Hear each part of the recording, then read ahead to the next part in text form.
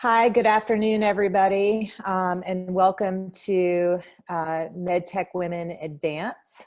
After many years of Medtech Women at SEMDA, it's going to take me getting a little bit used to the new name, but we're thrilled that this is our fifth event, Medtech Women. And we're not back at the Academy of Medicine at Georgia Tech this year, but it's wonderful that we can do this virtually. As all of you know, Medtech Women has been near and dear to my heart.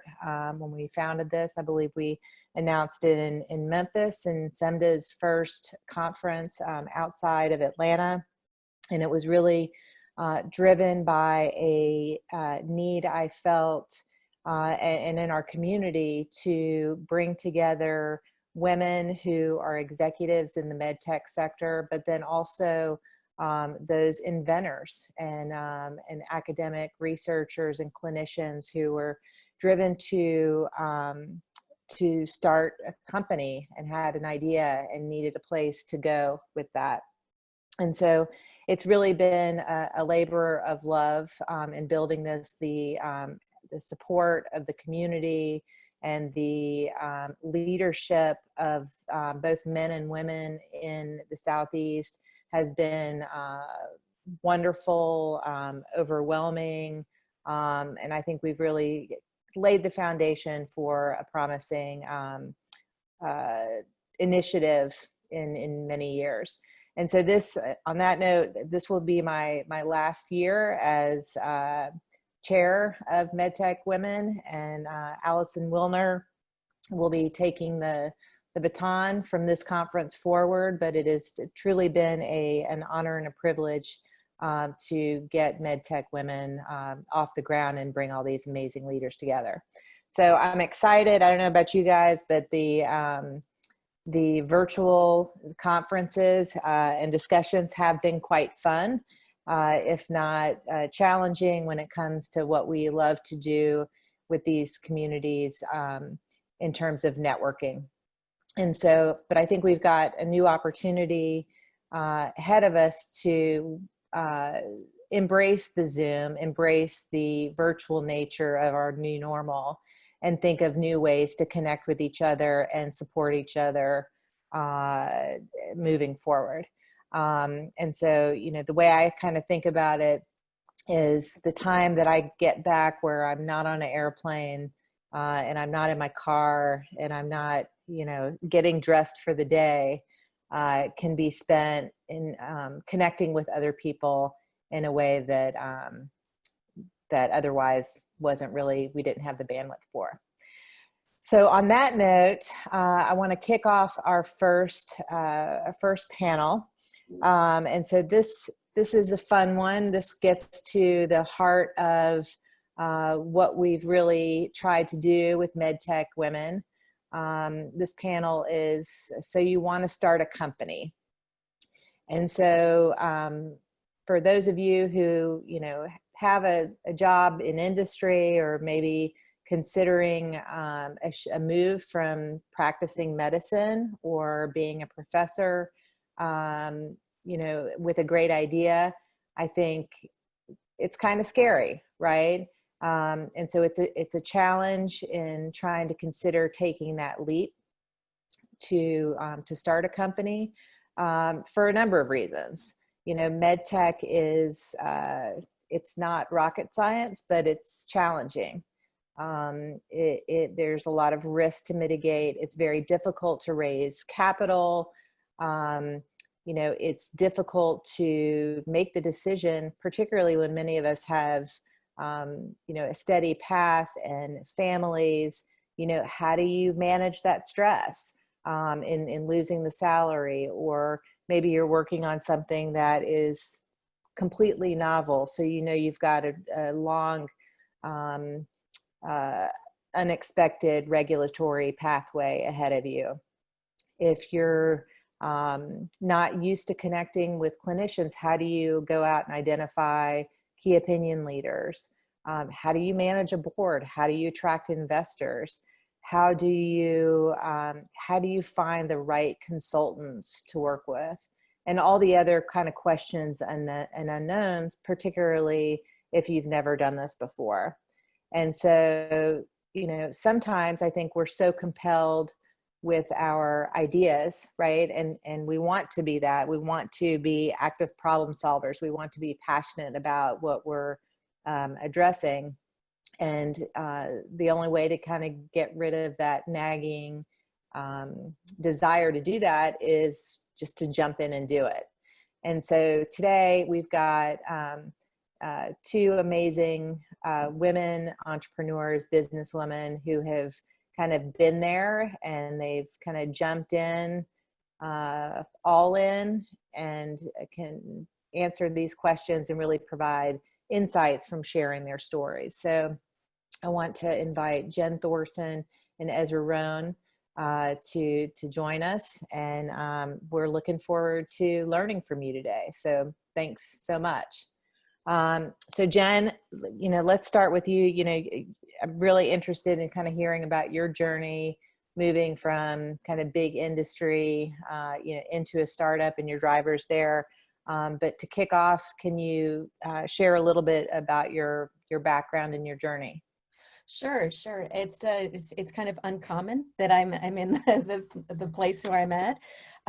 You know, just candidly, I grew up in a town of 860 people in Northwest Minnesota, and to be, you know, a founder and a chief operating officer of a company was probably not something I thought of in high school.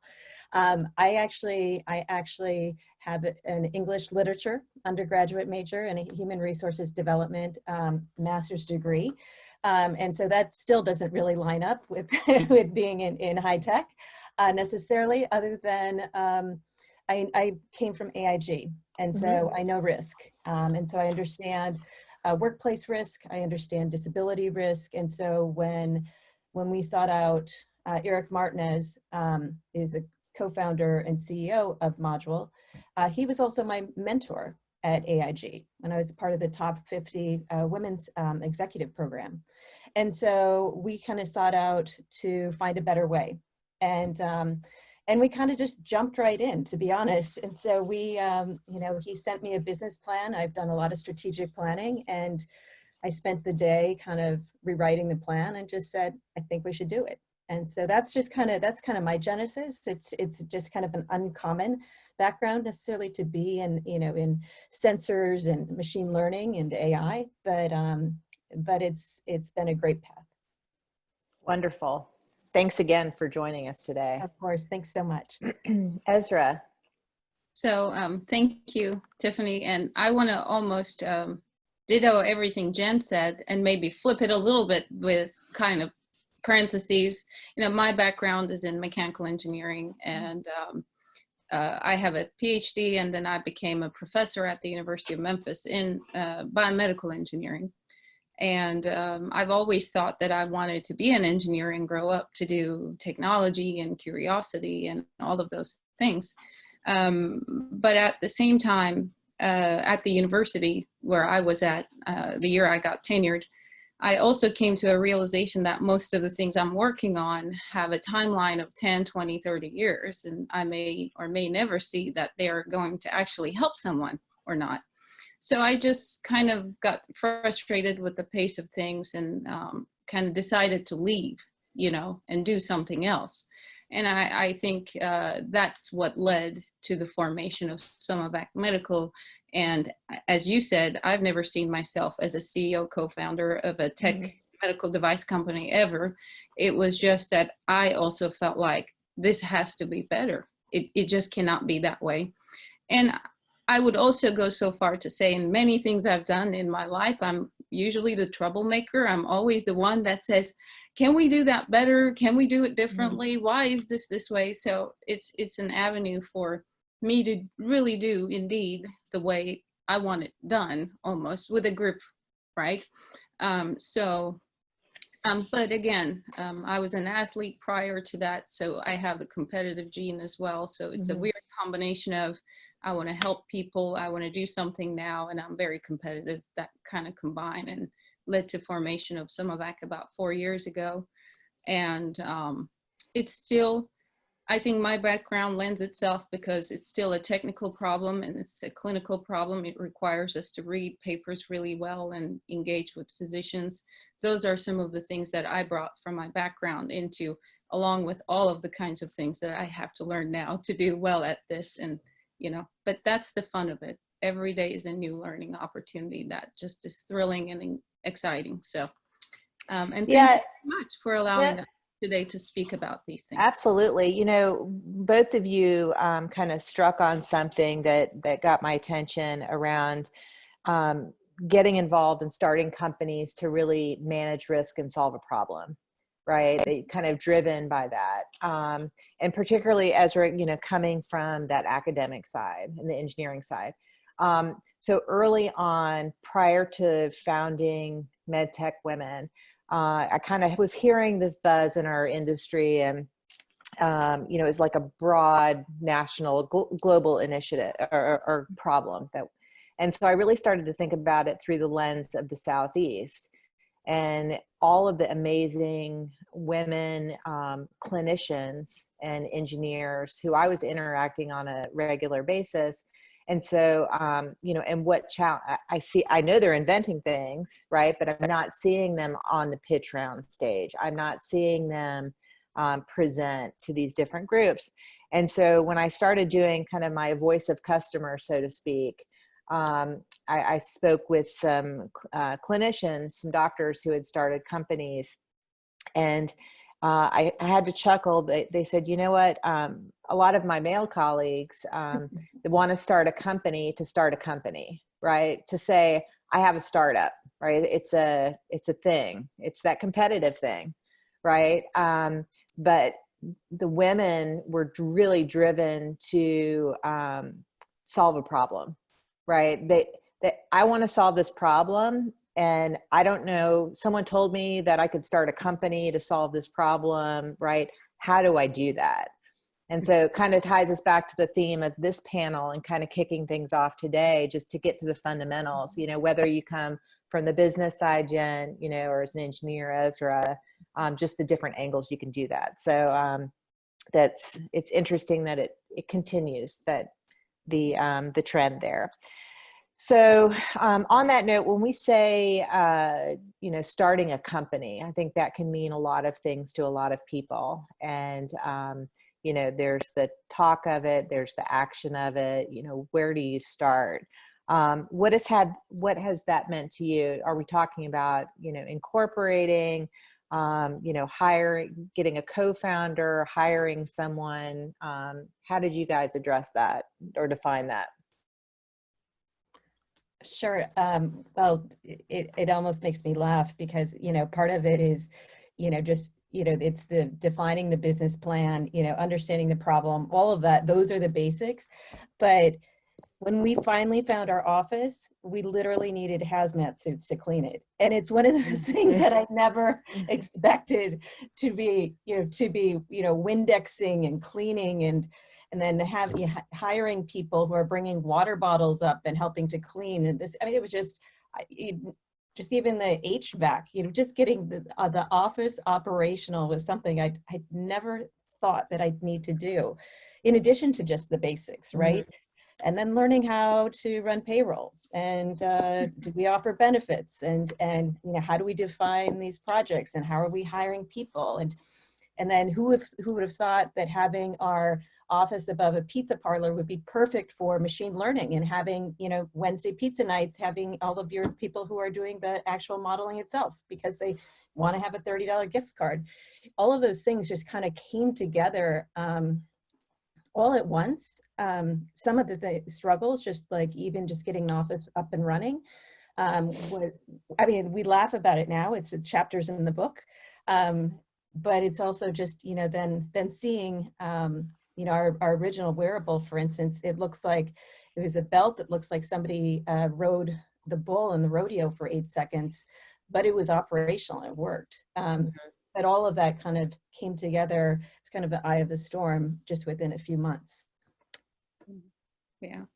So for me, it's very interesting because we saw the problem statement first. And it was presented by general physicians. then in describing that I'm leaving the university, I'm going to do this project. At that time, it was a project to someone. They said, I'm a breast cancer survivor, and let me tell you about how drains impacted my life. And that made me mad. And I just couldn't believe that that's how it was being done. This healthcare problem was being handled in such a way, it made me mad. So at the time, then it was then worse for my co-founder Josh and myself at the time. Let's apply for some money. So 0 to 510 Medical Device Accelerator here gave us that money, and then which we're ever thankful, because without that 50K, there's no beginning. It just tells you what you're doing is important to someone. Someone else is vetting you and says yes. Sure. We were immediately thrown a lot of documents to read, legal documents, incorporation documents. When we signed off, it was 4/28 signing date. That was my US citizenship date, my first son's birthday, and Sumavac's incorporation date, all three on the same day. That felt something on that day, but as I reflect on our 4th year and so on, it means even more now. But the biggest day I realized this is real, because that felt like granting. I'm familiar with writing grants at the university. We wrote something and someone funded us. Okay, but then the first check we took from a person, angel investor, and we took that to the bank. That's when it hit me that this is real. We now have this person's hard-earned dollars invested in our company, and we have to make something with this. We have someone to answer to, because as you know, foundations, I mean, they're institutions, they're investing in you, they're taking risk, and they know. But when this angel investor's dollars came to us and we walked $50,000 into a bank and put that in, that's when it felt to me that everything was really real, and that we had to up our game and get this done. So on that, I think a lot of what we see, a lot of academics struggle to, you mentioned the project, right? And so at some point that project needs to turn into a product. Yes. Right. Yes. And so really, was that the moment for you where you started kind of taking your project hat off and understanding what a product looks like? To me, I was driven to solve the problem. So the thing that we struggle as engineering professors in academia in the first place, where when you get thrown into doing basic science, you lose your engineering. Engineering, I think, actually is entrepreneurial, because you're looking around, you're seeing problems all over yourself.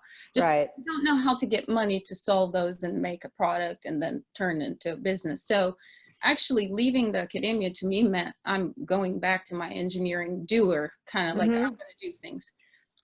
It's more about the mad, that I just got mad at how is this not done? And having raised dollars, there's principles of raising dollars, whether it's NIH, NSF, or an investor or a VC. There's principles to it that are similar.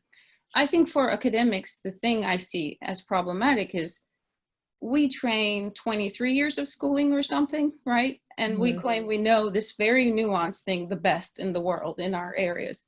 And we have to take all of that hat off again in mid-30s to 40s and claim we know nothing about something and jump in and open our hands and beg for money, ask for money.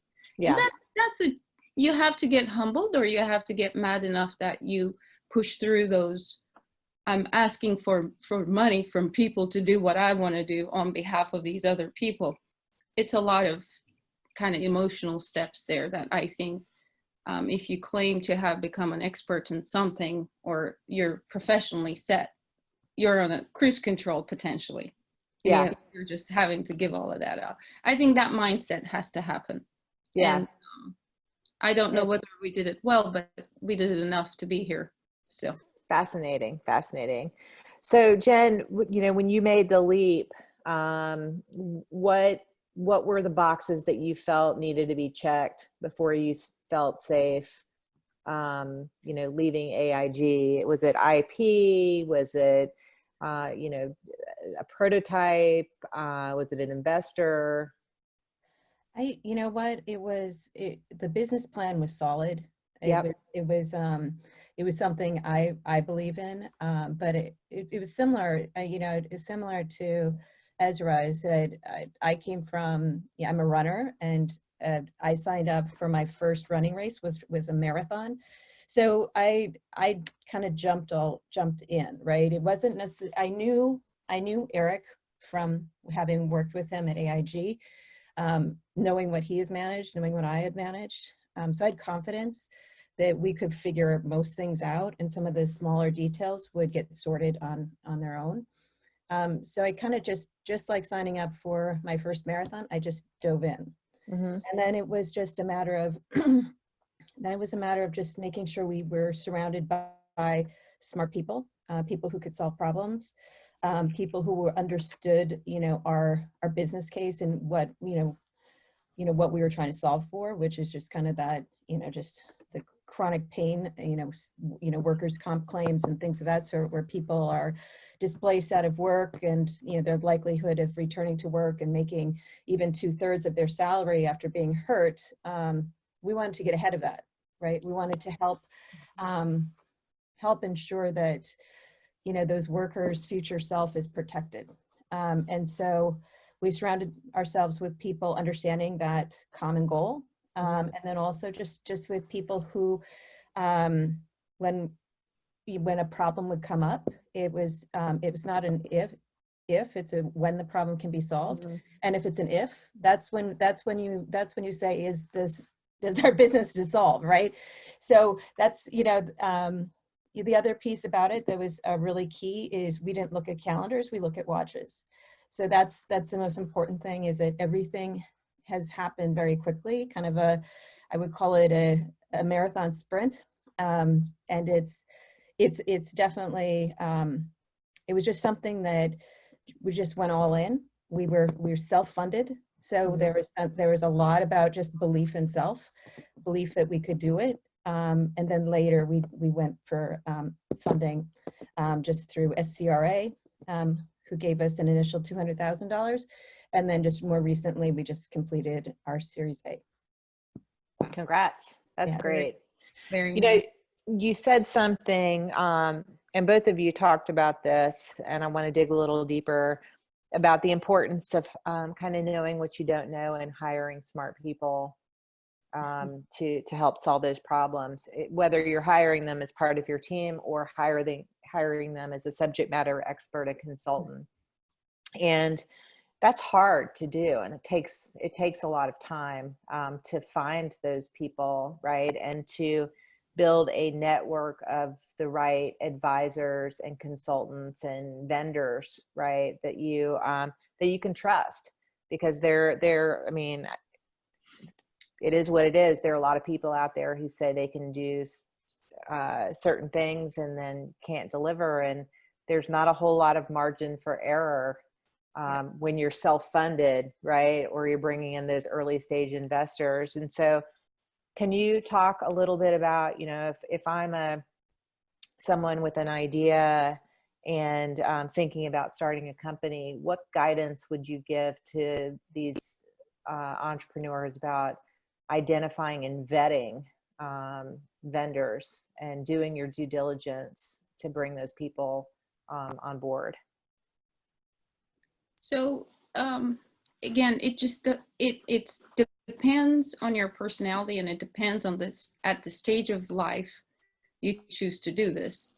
So I did it in my 40s, which means I've worked for 26 years in the industry and academia.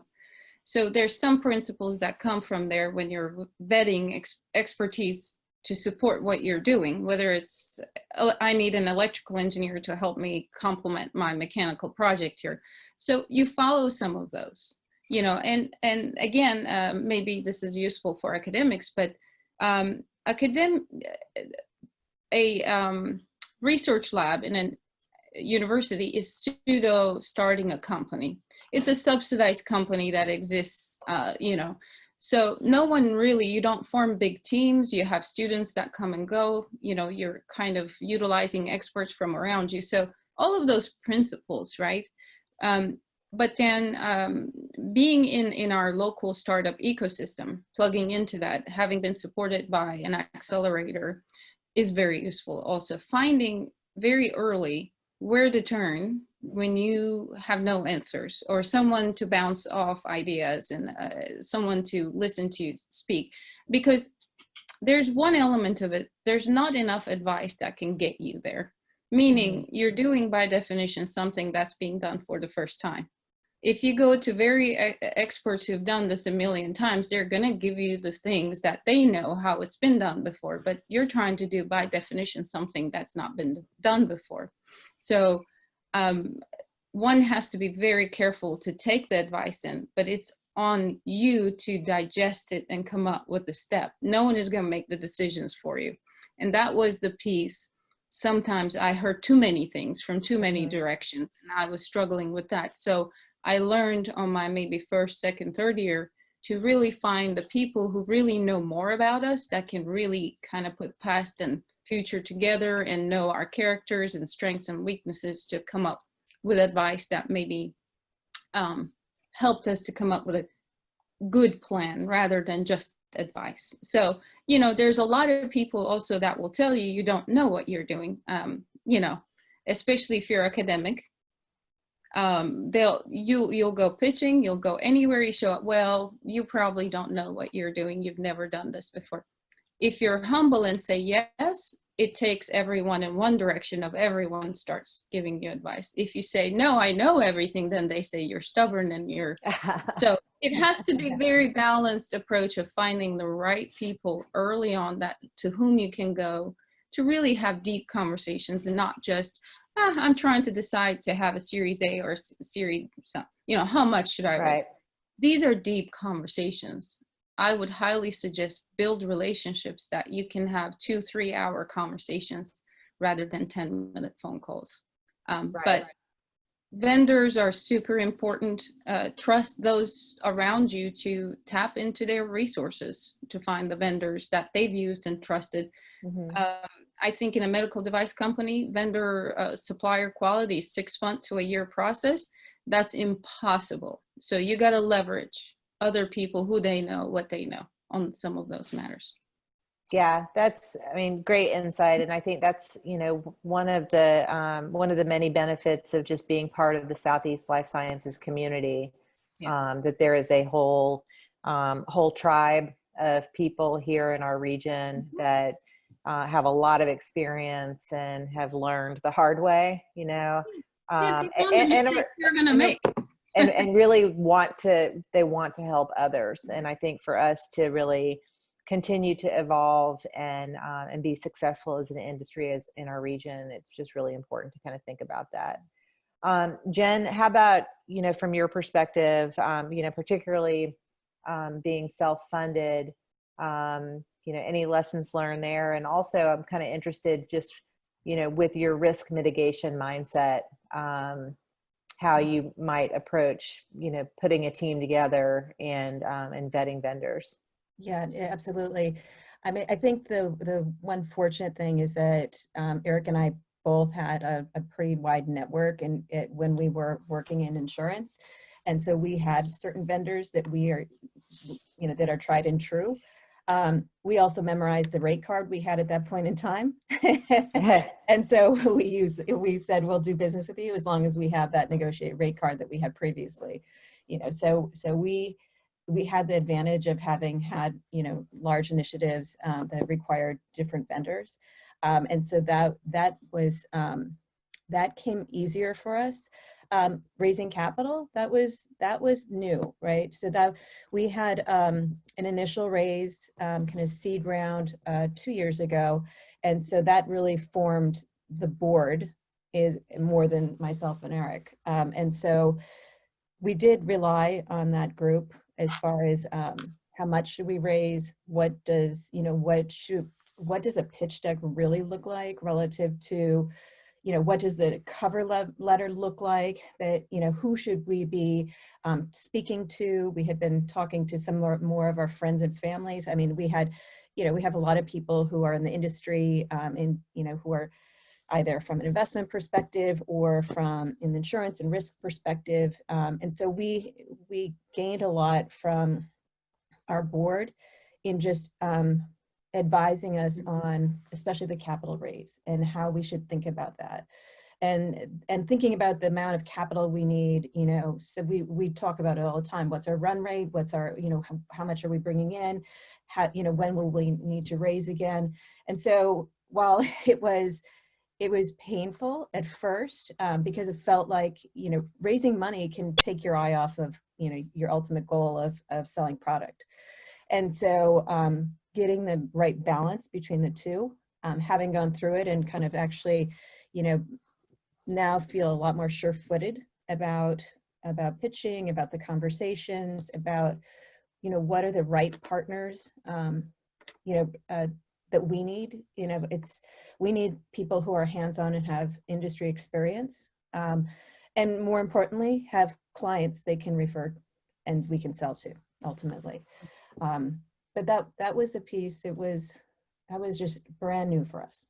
Absolutely brand new, but it unfortunately both rounds went really well, but it was a lot of learning for us. So you both kind of touch on something where, you know, I think it's interesting and new related to your board. And so raising money and, you know, board management and, you know, having the right investors, right, that are going to be engaged in the way that you want. And so can you guys share any insights or advice on, you know, when the time comes to put a board of directors together, you know, how are you communicating with them? You know, what lessons learned to date? What do people need to be thinking about when communicating with their board? It again, very, very dependent on your stage, company stage, your background, and what the risk profile looks like for your company. So for example, technical risk, we're all engineers. Yes, all engineering, 6 people. Everyone is an engineer on my team. So no one ever asks us technical questions. So meaning the risk for technical expertise and so on, we never had to do that. Clinical is also low. But then ties to network with investors, running a business, those types of things were early on. Will they make a transition from project into a company, right? Mm-hmm, mm-hmm. So we formed the board very early on because I wanted to show structure, that we were going to be structured. As an academic, you know how committees, you're part of committees all day long, so you kind of understand how committees work. So if you can bring that mindset into how you run your board, right? Information ahead.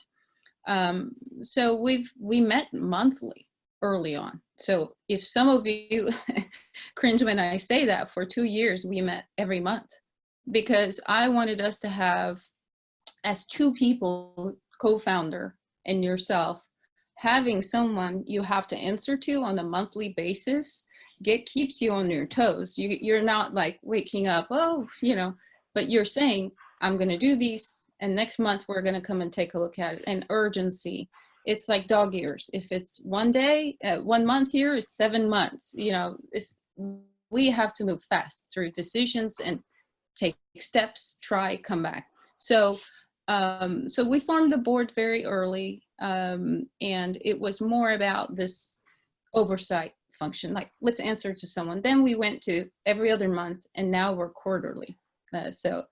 And we are now at a point, for example, we're asking the questions, what should the makeup of this board be like? Who should the next board member?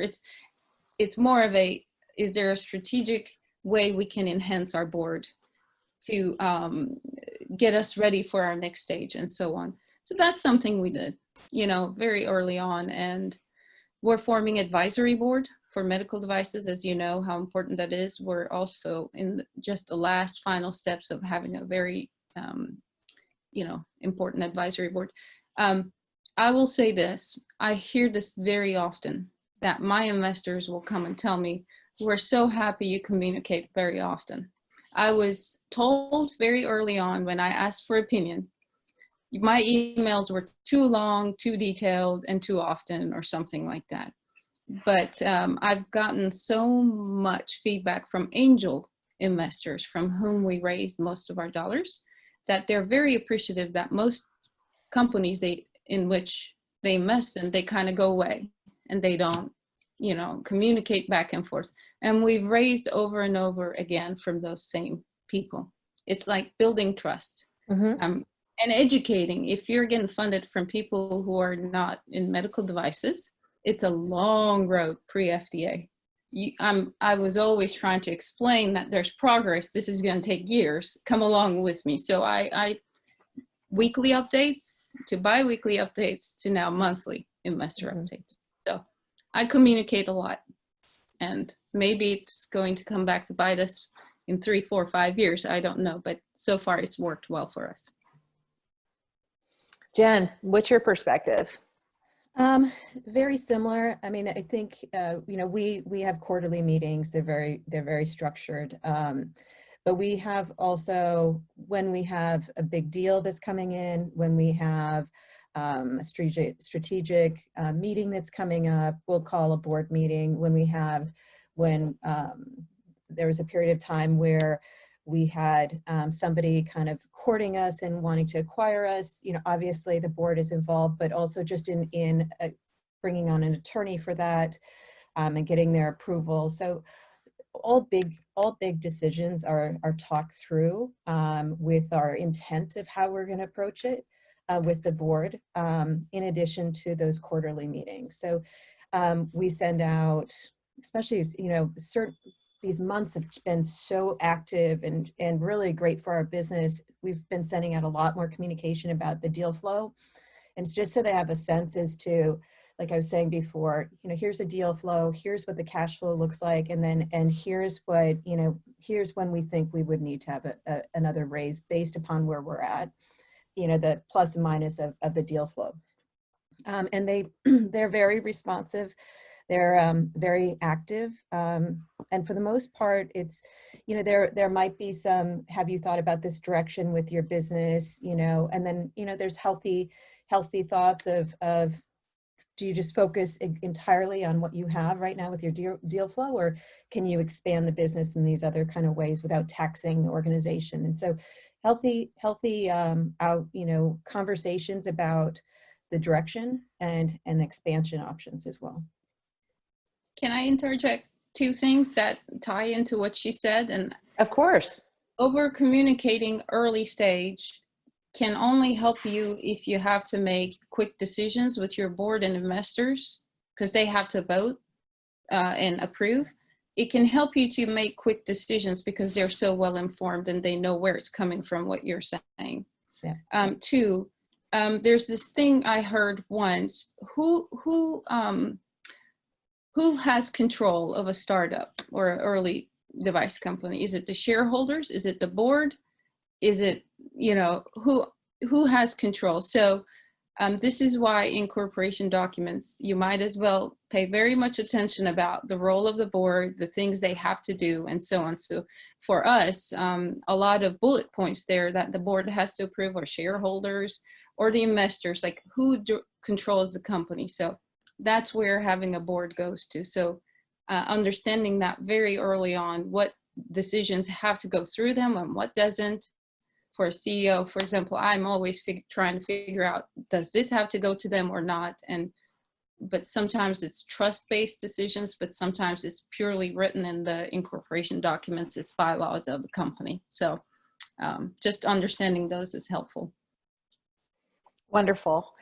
So I want to take a minute and just pause here. And for those attendees, feel free to jump in and ask questions as you want to. I've got my chat panel open here, and then Jason can send questions as well. So feel free to reach out. But this has been a great discussion so far. So Ezra, you mentioned a few minutes ago talking about just stage of life, right? And I think as women in particular, and I'm not a man, and I've not been in this conversation necessarily with a man before, where I'd say, man, how do you juggle your family life and your professional life, right? It's only just about the startup or the investment or the technology or what have you.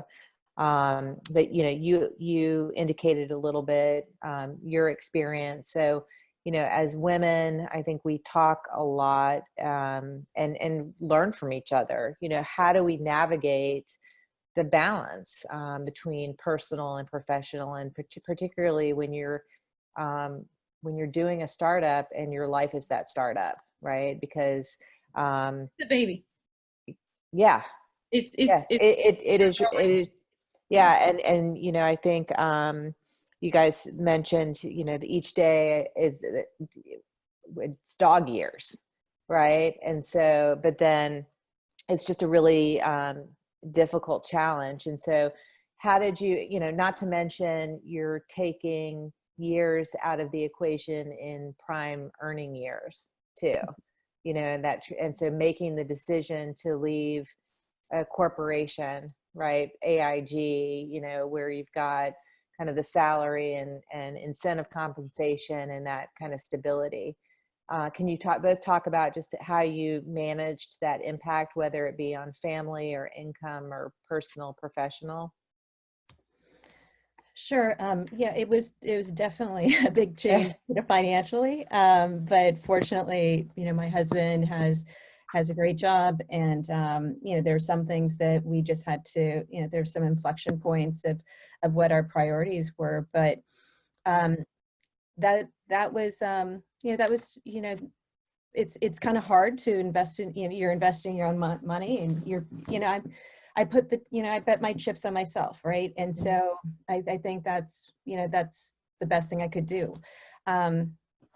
Balance can be hard, but one of the things that was super important for me is that I'm able to be home, and I'm able to go and speak at my daughter's school about being an entrepreneur, about engineering, about science and women in science. In addition, I find it really important to give back to women, and so I work with a local university and their women's initiative, and just I have 2 mentees who I formally mentor, and just I get more out of being their mentor than they probably get out of me interacting with them. But it's just nice to give back that way. I mean, right now, especially those formative times, between junior in high school to graduating from college, is a very confidence depleting time often for women. And so having a mentor, having a network, knowing that I will help them, that's something that's a priority for me, as far as just making sure that I give back, and maybe they'll have a situation like mine where they can do the same. Wonderful. Ezra. So at the university, when I made my decision to leave, I looked at this quite a bit about why women leave. And in our STEM disciplines, there's a mid-career drop. 52% of women leave at about 10 years in, which is about the time I was really strongly questioning, why am I in here? So in STEM, in engineering careers, whether you're in the industry or academia, the schedule is growing. You're working for someone else, but you are getting paid really well. There's security in it. But what I found in that, and I even wrote a piece about it as I was leaving, published it, because it's like, why are women engineers or academics or mathematicians leaving in greater amounts than lawyers and physicians? So there was part of it that relates to purpose. I have a feeling, for me, life was, can I get settled enough that I can ensure my kids' future and all of these things, or my future? So once I looked up and looked around, got to a point, right? Got tenured in security, my husband's career as well. 8 hours a day of my life, or 10, 12 hours at academic life, is going to something. Do I feel connected with this? Do I feel like I'm using my hours the best? I think we have this question. For me, it was, if I'm 8 hours to 10 hours away from my kids, am I doing something worth to be away? That was my question. So, and I thought academia, being around students, would give me that fulfillment tremendously. That's why I chose that. However, it became more about grants and funding and all of these things. A job that's 3-in-1, that's impossible almost. So for us, the way we balanced in my household, I have 2 boys, they're teenagers now, is that my husband and I take different times where we accelerate, or we hit the gas on. One of us spends 12 hours a day and the other sits back, and we take turns in maybe who cooks for like 3 months to 6 months periods every night and does groceries. So I don't ever think of a balance, because then it means what you're doing here, what you're doing there. Mhm. I think about it as like this, how can I bring my kids? Also, I pitch to my kids every day that what I'm doing is helping other people. You're giving me the time. It's a weird thing to say, but I'm bringing in, because we're helping now our technologies at St. Jude. There are days I come back and share that story with them. And that's why I'm not here. Like, again, it goes back to that. If I'm 10 hours, if I'm not with you, am I doing something worthwhile to earn Purpose. the right to be away from you? So that's kind of what took place.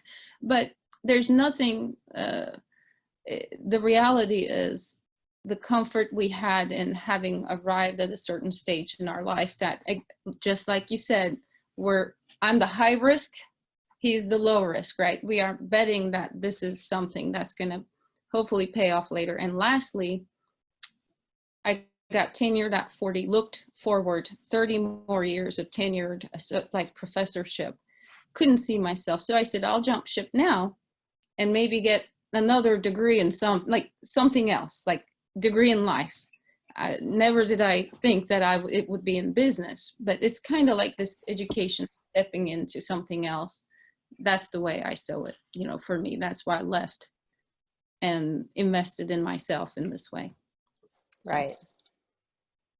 Wonderful. So we have a few questions here that came up. So one is, can you talk a little bit more, so going back to boards and advisory boards and building those, can you talk a little bit more about how you formed them and the structure of advisory boards in particular? And how did you offer compensation for their advice? We are in the midst of it, so I'll give a couple of quick, I think you need to figure out first, what form of advisory board do you need? What's the gap? What's the risk, right? What's the next VCs? What's the next stage of your business need of you? So what are you trying to fill?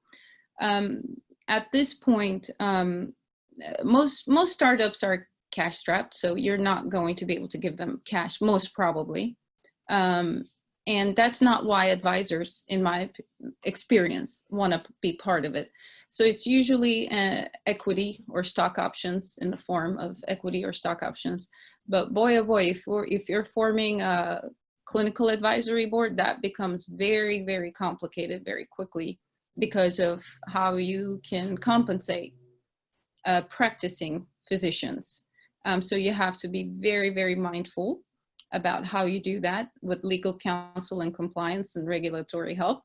But think about, so we're forming an advisory board to bring experts in 3 areas in which we believe our product could be the most useful. One, to bring patients' feedback in, and for supplying our future pipeline projects with information. So, but compensation can get dicey, even with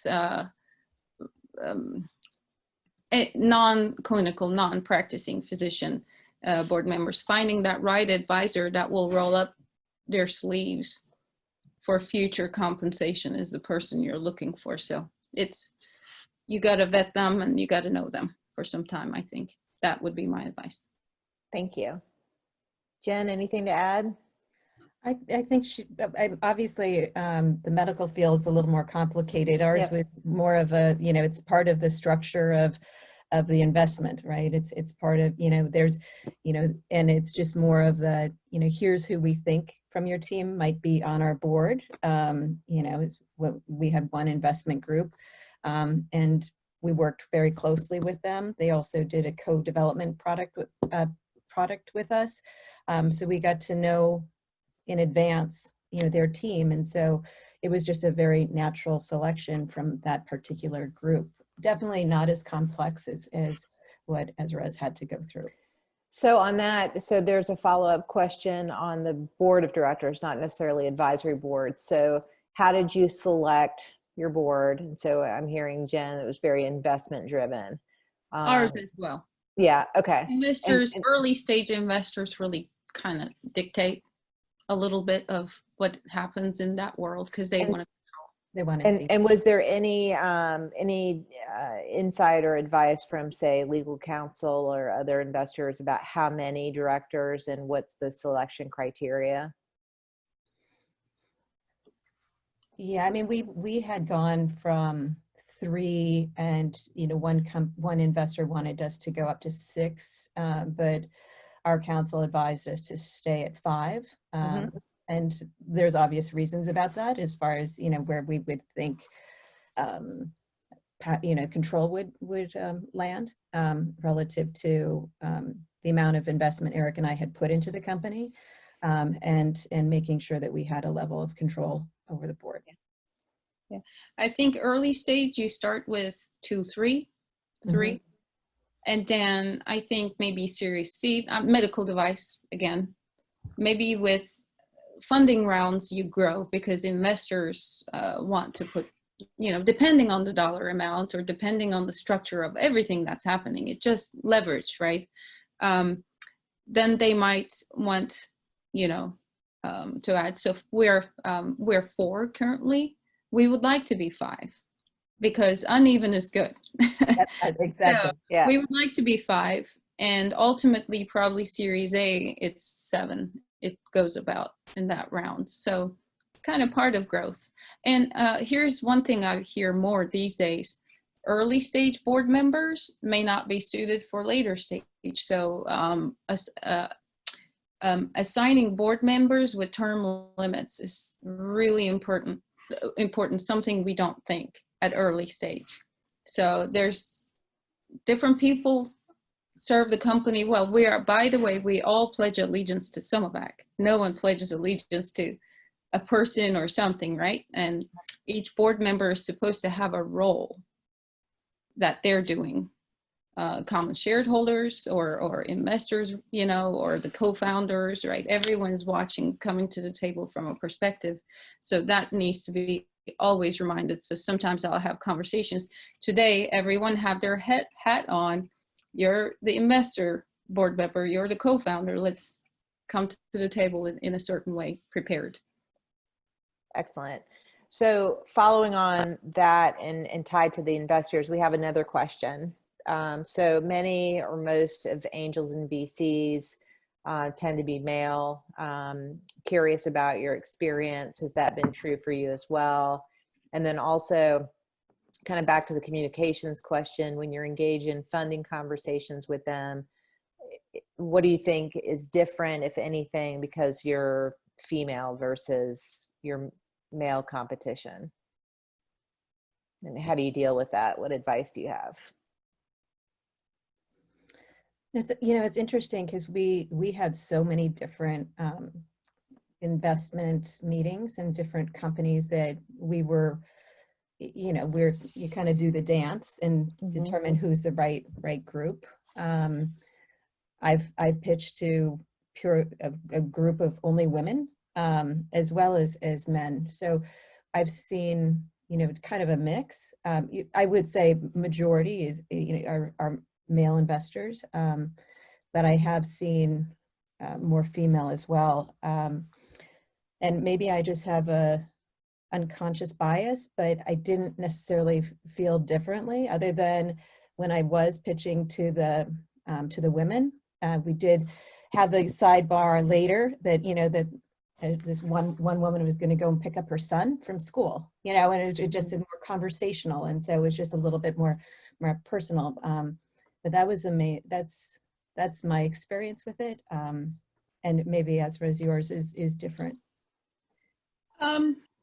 So I will say that the problem statement for us is a feminine problem statement, where the unmet need is the greatest after mastectomies and breast cancer, and the meaning and the significance of a better alternative there is very high. And that, to me, is the basis of why we should do what we're doing. And then this helps also everywhere else, right? All patients. And so pitching that very early to all male investors was always just, this is a problem statement. You should, like, I'm bringing you this from other women who are telling me these because they are not comfortable sharing these in their physician's office, even to their physicians.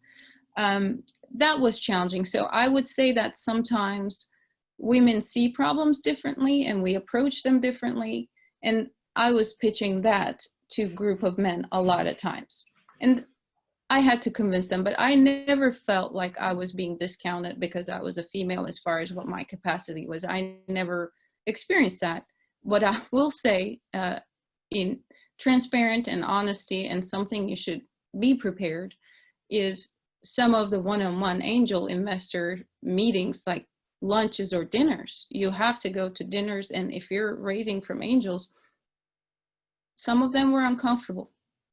And some of them just, I don't know how else to say that. Some of them were uncomfortable.